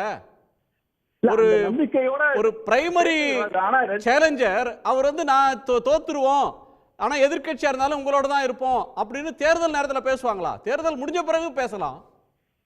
இல்ல 2019 இன்று வரைக்கும் நம்மளுடைய போக்கு வந்து விலகி நிற்கக்கூடிய ஒரு மனப்பாங்கா தான் இருக்குது ஒழிய ஒரு லீக் விஷயமாக இல்லை. சோ இந்த அவர் ஒரு பாயிண்ட் வாங்க. 2019 ராகுல் காந்தி தலைமையில ஒரு கேம்பெயின் நடந்தது. இன்னைக்கு காங்கிரஸ் கட்சிக்கு சோனியா காந்தி இருந்தாலும் மல்லிகார்ஜுன கார்கே இருந்தாலும் ராகுல் காந்தி ஒரு பிரைமரி லீடர். அவர் வந்து மோடியோட பிரைமரி சேலஞ்சர் அப்படின்னு எடுத்தா ராகுல் காந்தி தான். அவருக்கு கட்சி பதவி இல்லாமல் இருக்கலாம், காங்கிரஸ் தலைவராக இல்லாமல் இருக்கலாம், எதிர்கட்சி தலைவர்ன்ற பொசிஷன் அவருக்கு இல்லாமல் இருக்கலாம். இன்று அவருடைய பேச்சுக்கு கிரெடிபிலிட்டி வந்திருக்கா? மக்கள் சீரியஸா கவனிக்க தொடங்குறாங்களா? அவருக்கு ரெஸ்பாண்ட் பண்ண வேண்டிய இடத்துக்கு திரு மோடி வந்திருக்கிறாரா? நிச்சயமா அவர்களுக்கு அதிகமாகி இருக்கிறது. அதாவது 2019 காலகட்டங்களில் நம்முடைய வந்து அவரை வந்து ஒரு பிரதம வேட்பாளராக முன்னிலைப்படுத்தினார். இன்றைக்கு வந்து யாருமே அதை செய்யவில்லை. இந்த காலகட்டத்தில் அவர் இன்ஃபேக்ட் 2019 விட ராகுல் காந்தி பெரிய அளவில் ஒரு வளர்ச்சி அடைந்திருக்கிறார். அவர் மக்கள் மத்தியில் பெரிய செல்வாக்கு இருக்குது. ஆனால் அவர் தொடர்ந்து சொல்லிய விஷயங்கள் எல்லாமே திரும்ப ஒரே விதமான விஷயங்களை அவர் சொல்கிறார். அதாவது மற்ற காங்கிரசுடைய பிற தலைவர்கள் சொல்ல வேண்டிய விஷயத்துல அவரே இந்த விஷயங்களை மற்றவங்க பேசணும். இவன் நம்பிக்கை ஒரு விஷயமா ஒரு பாசிட்டிவான ஒரு அணுகுமுறையை ராகுல் காந்தி பேசுறதே மீடியால வர மாட்டேங்குது. மற்ற தலைவர்கள் பேசினாங்கன்னா அது மக்கள்கிட்ட போய் எங்க சார் சேரும்? இல்ல இன்றைக்கு வந்து மோடி அவர்கள் ஒரு ரிலே மராத்தான் ஓடிட்டு இருக்காரு. ராகுல் காந்தி வந்து அந்த ரிலே வந்துட்டு நான் வந்து மோடியை விட கூடுதலாக நான் சில விஷயங்களை பண்ண முடியும், அவரை விட கூடுதலாக என்னால் ஓட முடியும், அவரை விட பல விஷயங்களை செய்ய முடியுங்கிற ஒரு நம்பிக்கை அளிப்பதற்கு இல்ல. அவர் எதை சொன்னாலும் மோடி எது பேசினாலுமே அவர் மோடி வேண்டாம்ங்கிற விஷயத்தை தான் ராகுல் காந்தி சொல்றார். அது வேற தலைவர்கள் சொல்லலாம். ஒரு செமிகண்டக்டர் ஹப் வைக்க அதை பத்தி நான் பிரதமரே சொல்றாரு. செமிகண்டக்டர் ஹப்பை பத்தி பேசுறேன், எலக்ட்ரானிக்ஸ் ஹப்பை பத்தி பேசுறேன், அது மாற்று தரப்புல யாருமே கவுண்டர் அட்டாக் கொடுக்க மாட்டாங்க, மோடி வேண்டாம் என்று தான் சொல்கிறார்கள் என்று அவர் சொல்கிறார். இதற்கு கவுண்டர் அட்டாக் வந்து ராகுல் காந்தி முன்வைக்கிறார். சொல்லக்கூடிய விஷயங்களை நன்றி சார், நன்றி. அதாவது ஒரு பாசிட்டிவ் கேம்பெயினை முன்னெடுக்காமல் வேண்டாம் மோடி அப்படின்னு ஒரு கேம்பெயினை எடுக்கிறாங்க. அது வந்து சரியான ஒரு அணுகுமுறையா அப்படின்ற ஒரு கேள்வி வருது, முன்வைக்கப்படுது. இன்னொன்று, எமர்ஜென்சிக்கு பிறகு இந்திரா காந்தி ஒளிஞ்சா போதும்னு எதிர்கட்சிகள் ஒன்றா அவரை வீழ்த்தணும் அப்படின்னு ஒரு இலக்கில் சேர்ந்தாங்க. இப்போ அது மாதிரியான ஒரு பேரலல் இதுக்கு இருக்கா? உங்க நிறைவு பார்வை என்ன திரு ஷியாம்? சொல்றது வந்து சரிதான். என்னன்னா 77 சிச்சுவேஷன் தான் இப்ப இருக்கு. நரேந்திர மோடி வேண்டாம் அப்படிங்கறது தான் வந்து பாயிண்ட். திரும்பி படிக்கிறதுக்கு நரேந்திர மோடி என்னங்க பொன்னியின் செல்வன் புத்தகமா, இல்ல திரும்பி பாக்குறதுக்கு நரேந்திர மோடி என்ன எம்ஜிஆர் படமா? 10 வருஷம் ஆயிடுச்சு. 10 வருஷம் அவரால் டெலிவர் பண்ண முடியலங்கிறத அவரே அட்மிட் பண்ணிக்கிறாரு. அதுக்கு மேல வாய்ப்பே இல்லைங்க. நீங்க இன்னும் மெயின் பிக்சரை பார்க்கவே இல்ல, ட்ரெய்லர் தான்ன்றாரு. 10 நீங்க வந்து திருப்பி பாக்குறதுக்கு அது என்னன்றீங்க? 10 வருஷமா ட்ரெய்லர் எடுத்தா அதுக்கு என்ன அர்த்தம் சொல்லுங்களேன்? 10 வருஷமா அந்த நாட்டோட பணத்தை வந்து அவர் செலவு பண்ணியிருக்காரு. 10 வருஷமா ட்ரெய்லர் எடுக்கிறாரு, அவரே வாய் கூசாம சொல்றாரு. அப்போ செல்ஃப் அட்மிட்டிங், அவர் தான் அதை ஒத்துக்கிறாரு. ரோஹிங்கியா முஸ்லிம்ஸ்க்கு நம்ம யுனைடெட் நேஷன்ஸ் ரெஃப்யூஜி ரிப்போர்ட் படி 79,000 பேர் தான் இந்தியாவில் இருக்காங்க. கொஞ்சம் ஊடுருவல்காரர்கள் நம்ம வச்சுட்டாலும் அது கோடிக்கணக்கில் போறதுக்கெல்லாம் வழி இல்லை. அப்போ அடிச்சு விடுறது அப்படிங்கிறதுக்கு அளவே இல்லாம இருக்கிறது தானே இந்த தேர்தலோட பிரச்சனையா இருக்குது. தேர்தல் எப்படி நடக்கணும் நீங்க சொல்ற சரிதான். ஆனா 7 கட்ட தேர்தல். அப்ப ஒவ்வொரு கட்டத்திலயும் இந்த மேட்டரை பேசித்தானே ஆகணும். ராகுல் காந்தி பேசித்தானே ஆகணும். அந்தந்த கட்டங்கள்ல நடக்கிற மாநிலங்களுக்கு தானே பிரச்சாரத்துக்கு போக முடியும். அப்ப இயல்பாக இந்த மேட்டர் திருப்பி பேசப்படுது. ஒருவேளை நல்லதுங்க. 1921 செப்டம்பர் மாதம் வந்ததுங்க நம்மளோட சமூக நீதி தொடர்பான முதல் முத்தையாமுலையர் கம்யூனல் ஜீவோ. 1921 இன்னைக்கு தேதிக்கு 100 வருஷம் ஆக போகுது. ஒரிசால இருந்து கன்னியாகுமரி வரைக்குமான ஒரு பறந்து விரிந்த நிலப்பகுதியில அவர் வந்து இடஒதுக்கீடு அமல்படுத்துறாரு. பிராமணர் அல்லாதோர், இந்தியன் கிறிஸ்டியன்ஸ், முஸ்லிம்கள் அனைவருக்குமானது. அப்பவுமே நம்ம கொண்டு வந்திருக்கிறோம். அப்புறம் தந்தை பெரியார் பாராட்டுறாரு, இது நீங்க பத்திரப்பதிவு துறையில மட்டும் பண்ணாதீங்க, எல்லாத்துக்கும் அமல்படுத்துங்கன்னு சொல்றாரு. இப்படியான ஒரு பெரிய இடஒதுக்கீடு வரலாறு இருக்கு. ஆனால் நீங்க இந்து மதம்னு அதை ஒற்றுமைப்படுத்தி அப்படியான ஒரு போலரைசேஷன் பண்ணா அதுல இடஒதுக்கீடு சாத்தியம் இல்லையே. அப்ப மோடி சொல்றது இடஒதுக்கீடுக்கு எதிரானது. அதனால தானே அது கான்ஸ்டிடியூஷனுக்கு எதிரானதுன்னு சொல்றோம், கான்ஸ்டிடியூஷனை அழிக்க முயற்சிக்கிறாருன்னு சொல்றோம். அந்த குற்றச்சாட்டு உண்மைதானே சார்? இந்த எலான் மஸ்க்லாம் திடீர்னு டெஸ்லா கார் ஓனரு, அவர் ஒரு இந்தியாவுக்கு வர்றது கேன்சல் ஆகுது, தள்ளி போகுது. அது தேர்தல் நேரத்தில் ஒரு பெரிய பிரச்சனையாக மாறுது. அவர் வருவார், வந்த உடனே ஒரு பெரிய ஈவெண்ட் ஏற்பாடு பண்ணுவாங்க. அதை வச்சு பிரைம் மினிஸ்டரை மையப்படுத்தி நரேந்திர மோடி அதில் ஒரு மீடியா மைலேஜ் எடுப்பார். கார்ப்பரேட் உலகமும் மிடில் கிளாஸும் ஆஹா ஓஹோ அப்படின்னு அதை ஸ்லாகிப்பாங்க. அதன் வழியாக ஒரு இமேஜ் பில்டப் நடக்கும். அந்த ஆப்பர்ச்சுனிட்டி பிஜேபிக்கு இப்போ இழந்துட்டாங்க அப்படின்னு ஒரு குரூப்பு. இன்னொன்று பிஸ்னஸ் மேன் வந்தால் என்ன போனால் என்ன, அதை பார்த்தா மக்கள் ஓட்டு போடுறாங்க அப்படின்றது இன்னொரு கோணம். இதெல்லாம் திடீர்னு தேர்தலில் பேசு பொருளாகுது. ப. சிதம்பரம் மாதிரியான சீனியர் லீடர்ஸ் அதை ட்வீட் பண்ணுறாங்களே சார். சார் மோடியோட காட்சி தர்றது பெரிய ரிஸ்க்னு மஸ்கே உணர்ந்துட்டாரு. அப்படித்தானே நம்ம பார்க்கணும். நேரமே இல்லைன்னு சொன்னவரு சீனாவுக்கு போறாருல. அப்ப வந்து அவர் வந்திருந்தாருன்னா யோசிச்சு பாருங்க, எந்த அளவுக்கு அதை காட்சிப்படுத்தியிருப்பாங்க, எந்த அளவுக்கு விளம்பரப்படுத்தியிருப்பாங்க. பில்கேட்ஸோட அந்த மீட்டிங்கை டெலிகாஸ்ட் பண்றதுக்கு எவ்வளவு முயற்சி பண்ணாங்க. தேர்தல் ஆணையம் வந்து ரொம்ப அபூர்வமா அது பண்ணக்கூடாதுன்னு சொல்லுச்சு. அது விட்டுருப்பாங்க. ஆனா ஏதோ ஒரு காரணத்துல பண்ணக்கூடாதுன்னு சொன்னாங்க.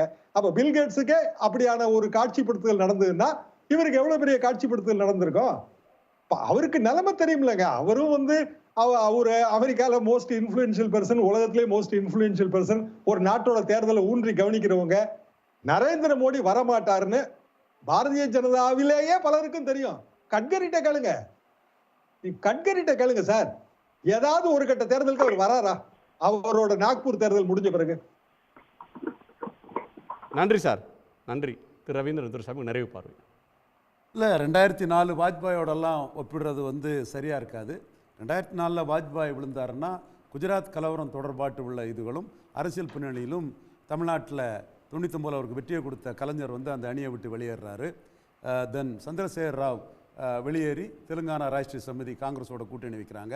ராம்விலாஸ் பாஸ்வான் வெளியேறி கூட்டணி அமைச்சிக்கிறாரு காங்கிரஸ் கூட. தென் பிரிஞ்சு நின்ன சரத்பவாரும் சோனியா காந்தியும் தோத்த பிறகு ஒன்றா சேர்ந்துக்கிறாங்க. இந்த 4 ஈவெண்ட்டும் பொலிட்டிக்கலாக 4 ஸ்டேட்டில் நடந்த முக்கிய ஈவெண்ட்டு.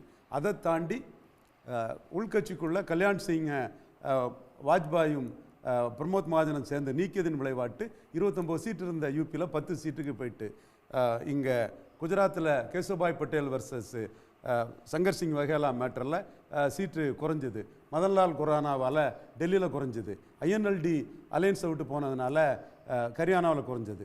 இப்போ உள்கட்சியில் இந்திய அரசியல்லே உள்கட்சி அரசியலில் மோடி அளவுக்கு வெற்றி பெற்ற ஒரு தலைவர் இல்லைங்கிற அளவுக்கு உள்ளுக்குள்ள பொறுமிட்டு இருக்காங்களான்றாங்க. அது ஷியாமண்ணன் தான் சொல்லுவார், பொறுமிட்டு இருக்கிறாரு. எல்லாம் எங்க ஷியாமண்ணன் கிட்ட அவங்க கான்டாக்ட்ல இருக்காங்க. அந்த பொறுமையில எங்க அண்ணன் கிட்ட சொல்லிடுவாங்க. அது நடந்துட்டு இருக்கு. வந்து நம்பரை மட்டும் குறையட்டும் பாருங்க. எவ்வளவு பேர், எவ்வளவு புத்துல இருந்து எவ்வளவு பேர் வர்றாங்க பாருங்க. ரவிசங்கர் பிரசாத் எங்க போனாரு, அருண் ஜேட்லிக்கு என்ன நடந்தது, இதை விட பெரிய சுஷ்மாவுக்கு என்ன நடந்தது, யஷ்வந்த் சின்ஹாவுக்கு என்ன நடந்தது, எல்லாம் நடக்கும். குஜராத்லயும் அப்படிதான் நடந்தது. அது ஒன்றும் பிரச்சனை இல்லை. அதெல்லாம் நடந்துதான் ஏறி வந்திருக்கிறாரு. நீங்கள் விபி சிங் வந்து ராஜீவ் காந்தி ஷோருன்னு சொல்லி வெளியே வந்து வீழ்த்தலையா?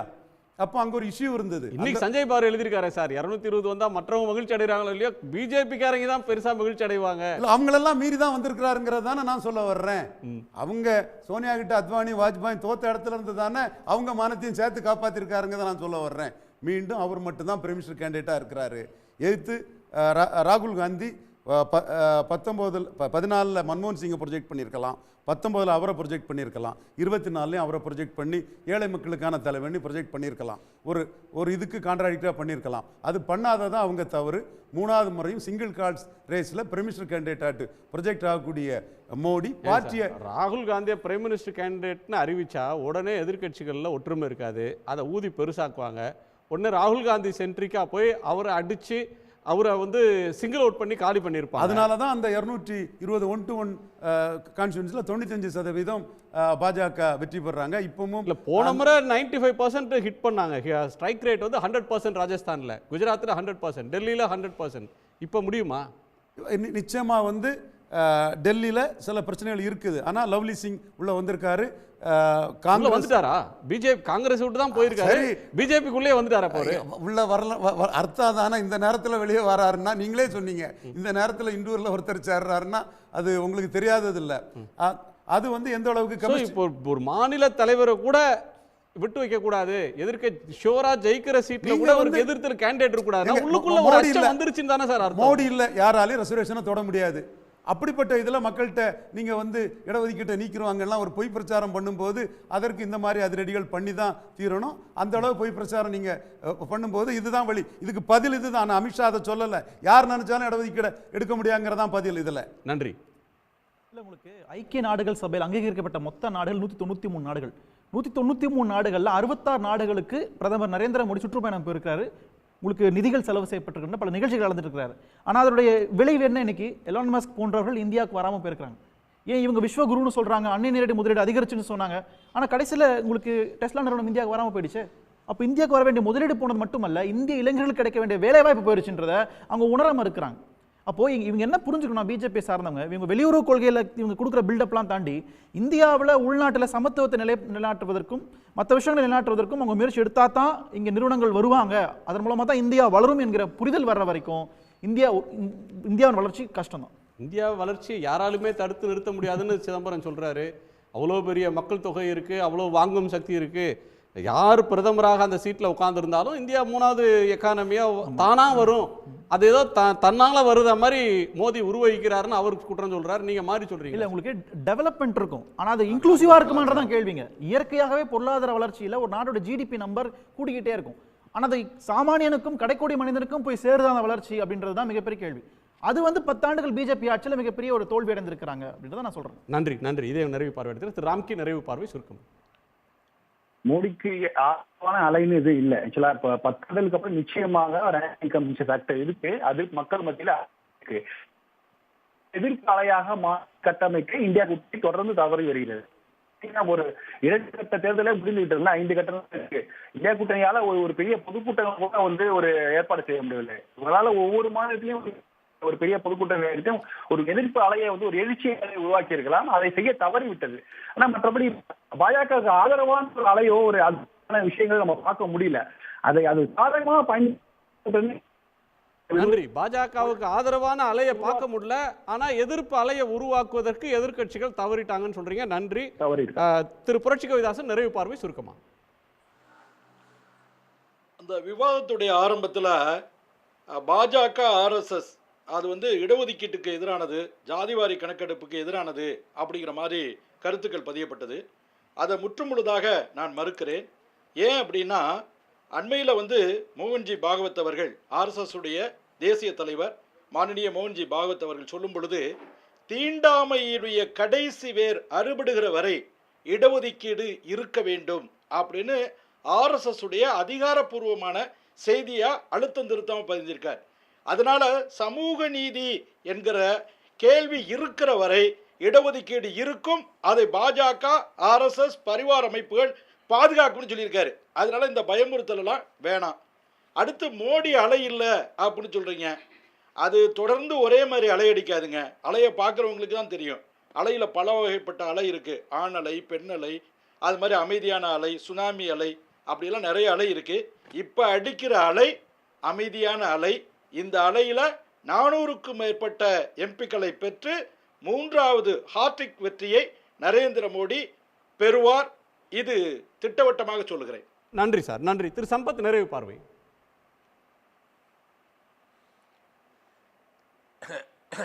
பிரதமர் மோடி ஆண்டுக்கு ஒரு பிரதமரை அவர்கள் வைத்துக் கொள்வார்கள் என்று பேசுவதிலிருந்தே அவருடைய வீழ்ச்சியை அவரே உறுதி செய்கிறார். எதிர்க்கட்சி ஆட்சிக்கு வந்தால் ஆண்டுக்கு ஒரு பிரதமர் என்ன கேட்டால், ஆண்டுக்கு ஒரு பிரதமர் எதிர்க்கட்சிகளின் சார்பில் வருவது ஜனநாயகத்தை இன்னும் அழகாக்கும். ஆனால் இன்னைக்கு தெற்காசிய பத்திரிகையாளர் கூட்டமைப்பினுடைய தலைவர் இந்தியாவில் ஒரு பத்திரிகையாளராக பணியாற்ற முடியாது என்று சொல்லி வனேசா டக்ராக் இந்தியாவை விட்டு வெளியேறுகிறார். ஏற்கனவே ஆஸ்திரேலியாவுக்கு அயனி டயஸ் அவர்கள் இந்தியாவில் உயிர் வாழவே முடியாது என்று வெளியேறிவிட்டார். இன்னைக்கு இந்தியாவில் கருத்து சுதந்திரத்தினுடைய கால்களில் விலங்கு போட்டது மட்டுமல்ல, கருத்து சுதந்திரத்திற்கு இன்றைக்கு கல்லறை கட்டி கொண்டிருக்கிறார்கள். ஆகவே அமைதியான அலை என்பது இன்னைக்கு கேளுங்க, மாலத்தீவில் ஒரு இடதுசாரி சித்தாந்தத்தில் நம்பிக்கை உள்ளவர் மாலத்தீவில் இன்னைக்கு அதிபராக வந்திருக்கிறார். இது மோடியினுடைய பின்னடைவுக்கு சாட்சி. இன்னும் சொல்ல போனால் ஜவஹர்லால் நேரு பல்கலைக்கழகத்தினுடைய மாணவர் தேர்தலில் இடதுசாரி அமைப்பை சார்ந்த தம்பிகள் வெற்றி பெற்றிருக்கிறார்கள். ஆகவே இது ஒரு சித்தாந்த போர், ஒரு 100 ஆண்டு கால பாரம்பரியம் உள்ள ஒரு வகுப்புவாத கும்பலுக்கு மக்கள் மரண அடி கொடுக்க போகிறார்கள் என்பதை தேர்தல் முடிவு சொல்லும். நன்றி, நன்றி. ஏராளமான கருத்துக்களை பகிர்ந்துள்ள உங்கள் அனைவருக்கும் நன்றி. மீண்டும் சந்திப்போம். இது கேள்வி களம், மக்களின் மேடை.